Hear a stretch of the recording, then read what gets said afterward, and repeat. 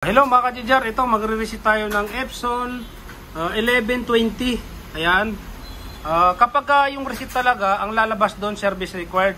Ito kasi wala pa, hindi pa naman po reset, pero ipapakita ko lang paano mag-reset.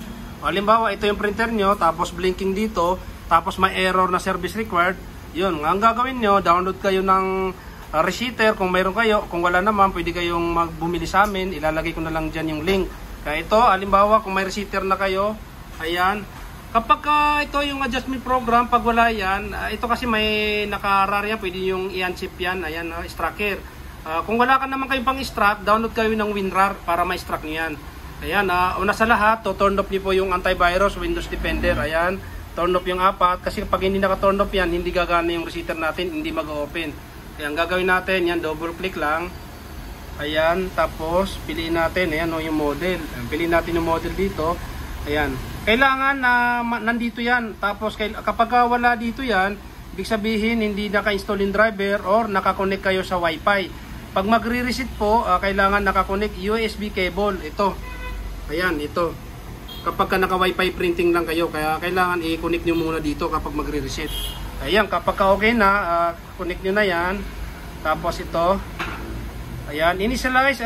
Dito tayo sa Wisting Pad. Ayan, yan yung i-reset natin para mawala yung service required. Ngayon, pag nandito na tayo, i-check nyo lang po ito.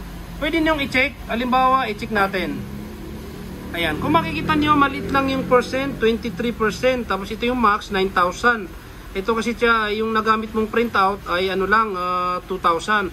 Pero dapat 100 to kapag service required. Pero yun, para lang sa video na to, ipapakita natin paano lang mag-reset. Ngayon, kung halimbawa, 100% dito, para maging zero ulit yan at makapag-print kayo ulit, i-click nyo ito naman, yan. I-check nyo yan, tapos initialize. Ayan. Ayan. Pagka, halimbawa, na-reset nyo na yan, ito yung lalabas, turn off printer. Kaya ang gagawin natin, kasi siyempre, may ilaw dito yan kapag ka-reset, to turn off natin. Off, yan, on nyo. Dito lang po yung on and off nito.